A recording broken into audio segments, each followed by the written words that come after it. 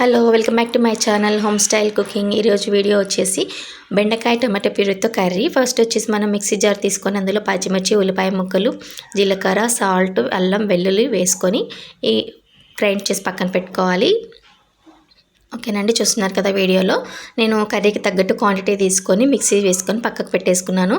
ఇప్పుడు stove on చేసుకొని కడాయి పెట్టుకొని ఆయిల్ వేసుకోండి. ఆయిల్ హీట్ అయిన తర్వాత మనం జీలకర్ర, ఆవాలు, ఎండుమిర్చి, కరివేపాకు వేసుకొని ఫ్రై చేసుకోవాలి.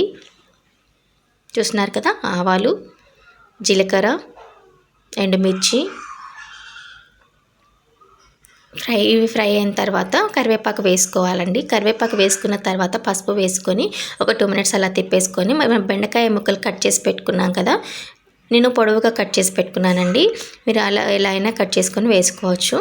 ఓకేనా, ఇలా వేసుకోవడం వల్ల జిగట అనేది రాదండి కర్రీకి.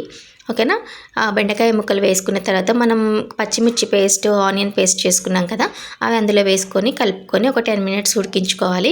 నెక్స్ట్ ప్రాసెస్ వచ్చేసి టమాటాలను కూడా నేను పేస్ట్ చేసి పెట్టుకున్నాను, ప్యూరీ చేసి పెట్టుకున్నాను.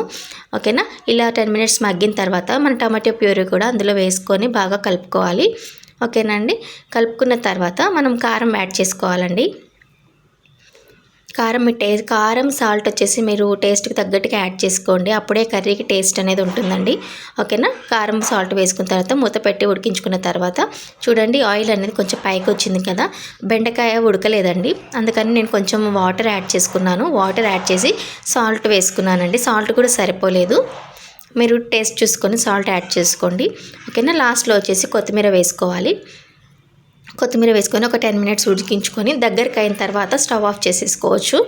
ఈ వీడియో కనుక మీకు నచ్చినట్లయితే లైక్ చేసి షేర్ చేయండి, సబ్స్క్రైబ్ చేసుకోండి, నాకు కామెంట్ చెప్పండి.